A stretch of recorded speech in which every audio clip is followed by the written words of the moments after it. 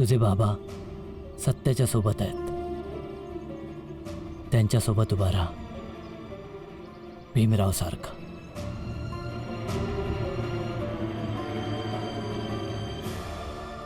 आनंद, माझ्या बोलण्याचं वाईट वाटून घेऊ नकोस. मला फक्त एवढंच सांगायचंय, रामजी आणि भीमला समजून घेण्याचा प्रयत्न कर. त्यांच्या आयुष्यात असेच खूप संघर्ष आहेत. त्या संघर्षांना आणखी वाढवू नकोस, त्यांची मदत कर. मीही इथे संघर्षच करतोय काका. ऐक,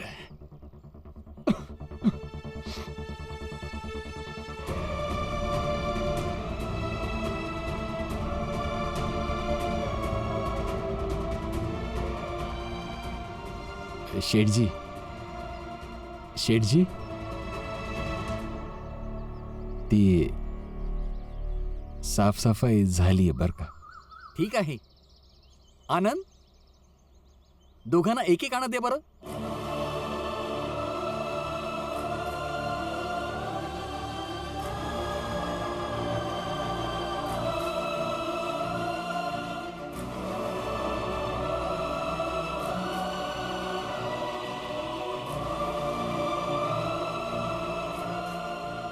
थांब, विसरलाच उच्च जातीचे संस्कार? खालच्या जातीच्या लोकांना हातात पैसे दिले जात नाहीत, फेकून दिले जातात. वाटते तुझ्या आई वडिलांनी तुला संस्कार शिकवले नाहीत की या खालच्या जातीच्या लोकांशी कसे वागले जाते. या दोघांसमोर एक एक आणा फेकून दे, ते उचलून नेतील.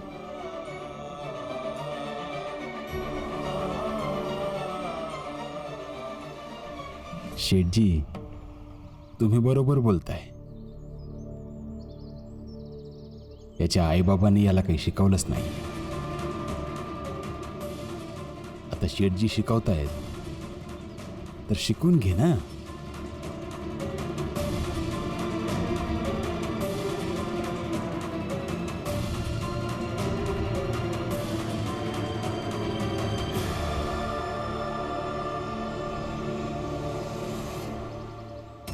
शेठजी,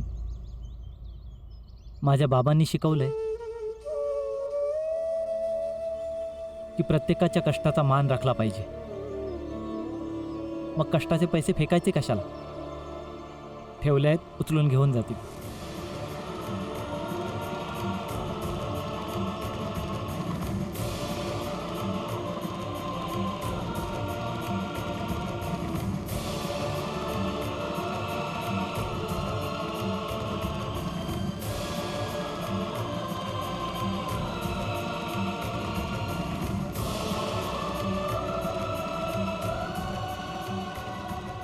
धन्यवाद शेठजी.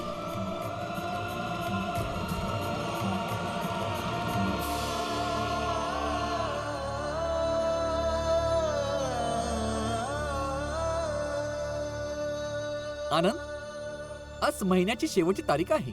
तू 2-4 दिवस जे काही काम केलेस त्याचे वेतन तू घेऊन जा.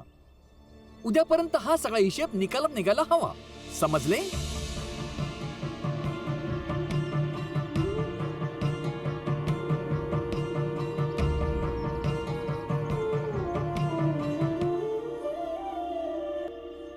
सत्य आणि असत्य यामध्ये खूप मोठा फरक असा असतो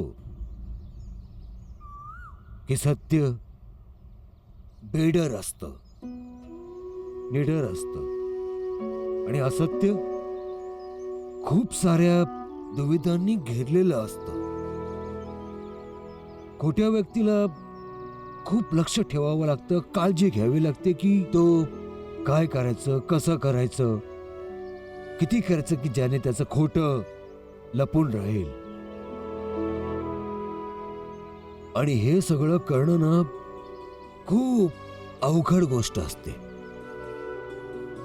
माहित नाही तरी लोक एका खोट्यासाठी एवढं सगळं कसं करतात. मला वाटतं की याचा एकच उद्देश असू शकतो सर, लालसा.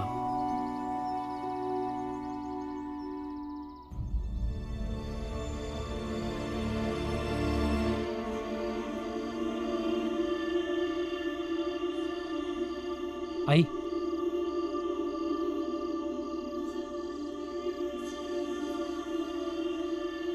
या महिन्यात जे 2-4 दिवस काम केलंय त्याचे पैसे बाबा तर घेणार नाहीत, म्हणून तू ठेव. पण हे इतके नाही आहेत की यात काही पैसे जोडून मंजुळाची चेन सोडवता येईल. घरासाठी राशन आणेन. तुला योग्य वाटतं ते कर. जिजाबाई,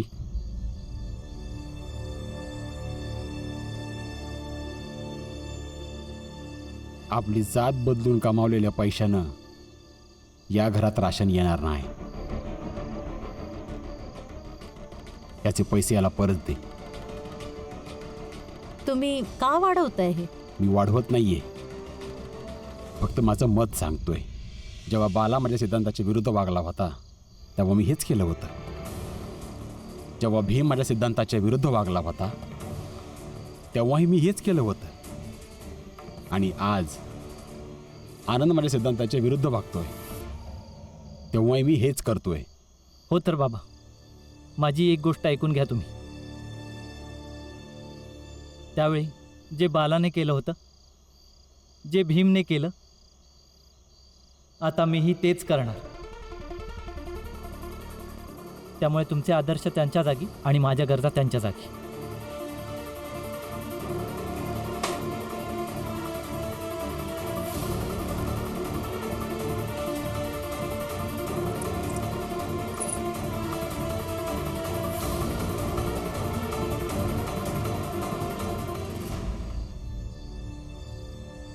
एवढं काय आदर्शानं चिकटून बसायचं की आयुष्याची दोरी हातातून सुटेल? आनंद दादा, काय झालंय तुला? काय नाही. काय झालंय? तू रडतो कायस? हे त्यांची कमाई आईंना देत होते, पण बाबांनी नको सांगितलं. नको आहेत पैसे, मग कोणाला वाईट नाही वाटणार का? म्हणून रडतायत. भीमभाऊ, तुम्ही बाबांना सांगा ना की ते पैसे ठेवून घ्या.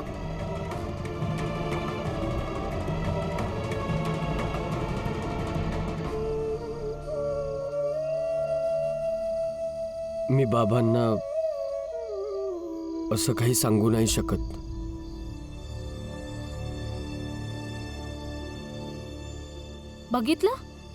बघितलं तुम्ही तुमच्या लाडक्या भावाला? तुमचा लाडका भाऊ पण तुमच्या बरोबर उभा नाही राहिला. बाबांना काही सांगणार नाही याचा अर्थ काय? हाच ना, त्यांना ही गोष्ट योग्य वाटते की तुम्ही जे पैसे कमवून आणले ते चुकीचं आहे, अनैतिक. लक्ष्मी, जेवण घेऊन ये माझ्यासाठी.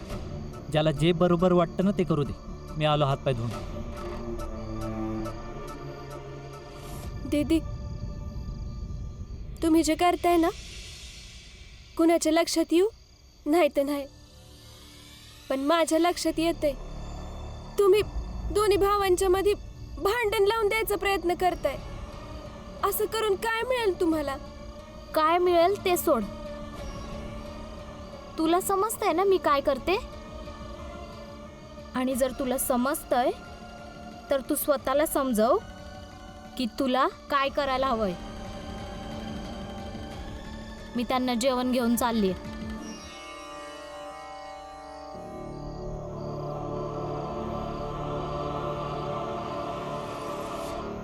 ठीक आहे, तर आत्याबाई एक गोष्ट सरळच सांगतो आणि शेवटचं सांगतो, परत परत सांगणार नाही.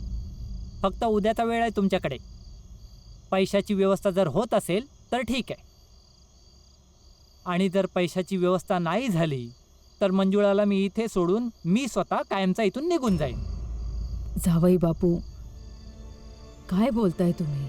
तुम्ही बघताय ना, सगळे प्रयत्न करतात. 1-2 दिवस उशीर होऊ शकतो, पण चेन नक्की सोडवू. आणि यामुळे घरचे सगळे काळजीत सुद्धा आहे. काळजीत? अरे कोण काळजीत आहे? मला तर या घरात कोणीच काळजीत दिसत नाही. आत्याबाई, या घरातला प्रत्येक माणूस खोट्या नाट्या आदर्शांच्या भोवऱ्यात अडकला आहे. एक माणूस घरातून पैसे कमवण्यासाठी बाहेर जातो, तर दुसरा माणूस आदर्शांची दोरी त्याच्या पायात बांधून त्याला मागे ओढतो. फक्त एवढंच चाललंय या घरात. जावई बापू, काही महत्वाचं बोलतात का? तसा मी पिण्यासाठी चाललो होतो, येता का? हो मी पण येतो. मलाही थोडी शांतता मिळेल या कुटुंबापासून. चला. हितेश, तू तर वाया गेलेलाच आहेस ना. आमच्या जावयाला नको बिघडवूस. हे बघा जावई बापू, हे सगळं करून ना कोणाला शांतता मिळाली आहे आणि नाही मिळणार. तुमची तब्येत बिघडेल हो. आत्याबाई, मला समजावणं बंद करा आणि तुमच्या कुटुंबियांना समजवा की फक्त आज पुरता वेळ आहे. चला भाऊ. काहीही करून उद्यापर्यंत ही समस्या सोडवावीच लागेल. नाहीतर माझ्या डोळ्यांसमोर घरातल्या अजून एक मुलीची तीच गत होईल जी माझी झाली आहे,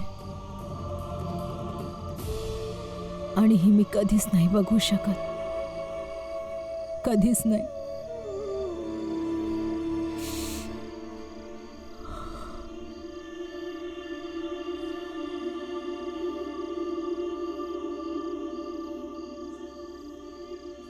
आनंद कुठे आहे? जा त्याला जेवायला बोलव. आणि एवढं काय चिडायचं की जेवणार पण नाही? बाबा त्यांचं जेवण झालंय. जेवण झालं? कधी जेवला आनंद? मी तर नाही पाहिलं. त्यांना भूक लागली होती म्हणून मी जेवण घेऊन गेले. रमा पण होती तिथं, सांग ना. हा बाबा, आनंद भाऊंनी जेवण केले. तुम्ही सगळे जेवा ना. खाऊन घ्या बाबा.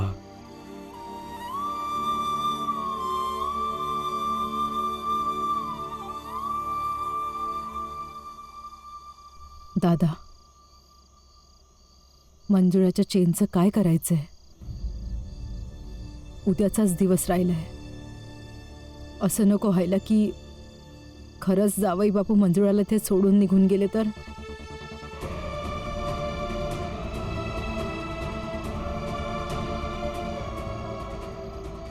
दादा, मी जेवण थांबवण्यासाठी विषय नाही काढलाय. समस्या खूप गंभीर आहे म्हणून मी म्हणते.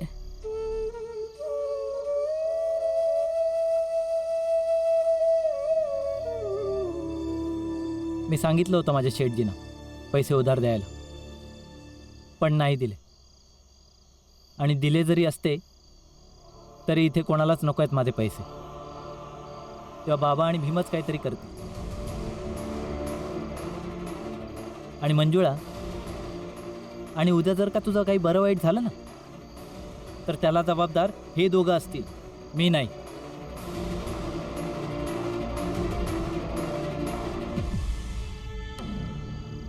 तर मग भीमभाऊच बॅरिस्टर साहेबांकडून उधार का नाही मागत? जर त्यांच्या दृष्टीने हे योग्य असतील तर ते उधार देतील. तिथं काम करण्यात तर भीमभाऊंना पण अडचण नाहीये आणि बाबांना सुद्धा नाही हाय. मग काय अडचण हाय? नाही घेणारा. इथे देखील त्याचे आदर्श आडवे येतील, ज्या आदर्शांमुळे माझी जात बदलून काम करण्याला अडचण होते. असं काहीही नाहीये आनंद दादा. उद्या जाऊन बॅरिस्टर सरांना मी पैसे उधार मागेन.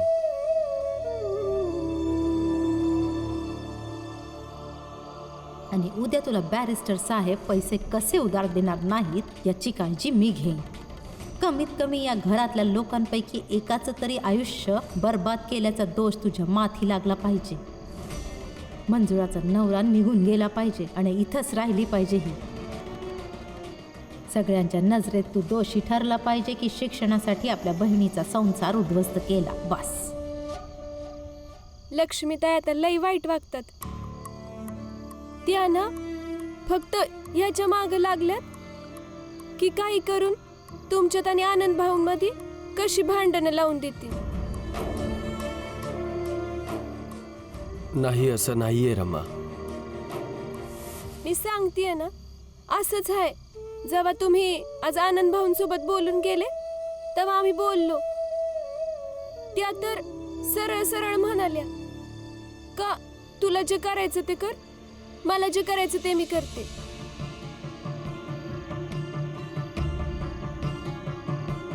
हे बघ रमा, मला नाही वाटत की लक्ष्मी वहिनी मला आणि आनंद दादाला वेगळं करते. पण खरं तर तिला ज्या गोष्टीमध्ये तिचा स्वार्थ दिसतोय ती तेच करते. आणि व्यक्तीचा स्वार्थ कशात आहे ते व्यक्ती स्वतः ठरवतो. ते मी, तू किंवा अजून कोणीही ठरवू नाही शकत. काय झालं? ते काय पण असो, पण ह्यानी तुमचं आणि आनंद भाऊंचं नातं बिघडन. ह्याबद्दल जरा विचार करा. मला नाही वाटत की तुमच्या दोघांमध्ये काही भांडण व्हावं. काळजी करू नकोस, असं काही होणार नाहीये. अजून एक गोष्ट लक्षात घे, जिथे नाती असतात तिथे असे स्वार्थाचे खेळ होतच असतात. त्यामुळे महत्वाचं हे आहे की या स्वार्थी खेळांमुळे आपण आपला मार्ग सोडायचा नाही. फक्त सत्य आणि न्यायाच्या मार्गावर पुढे जायचं, कारण त्यातच भलं आहे. ठीक आहे? ठीक आहे. का कळत नाहीये? का होत नाहीये हे?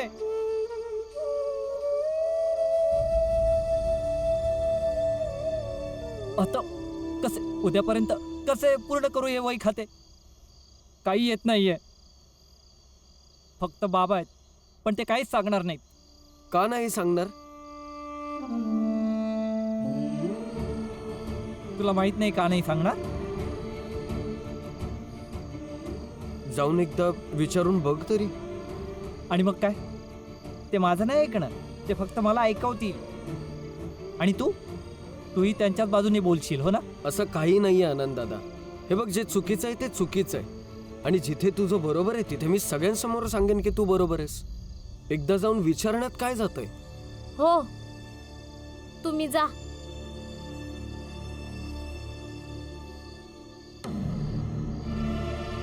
तुम्ही जर भीमभाऊंसोबत गेलात तर बाबा अडवू नाही शकणार.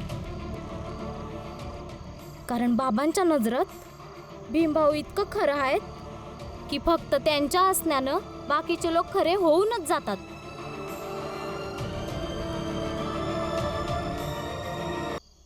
नाही, असं नाहीये वहिनी. तुम्ही चुकीचा विचार करताय. आनंद दादा, तू एकटाच गेला पाहिजेस. मलाही बघायचंय की तू एकटा जाऊन विचारलंस तर बाबा काय म्हणतायत. ठीक आहे, मग एकदा तुम्ही एकटेच जा. जा आता.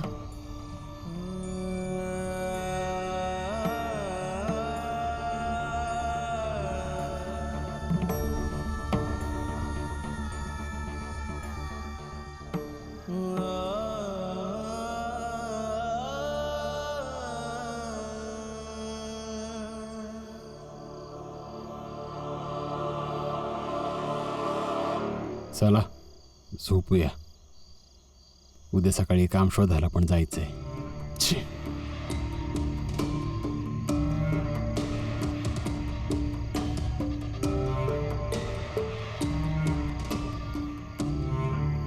बाबा, हे या वही खात्यांचा हिशोब लागत नाहीये, तर तुम्ही सांगाल का?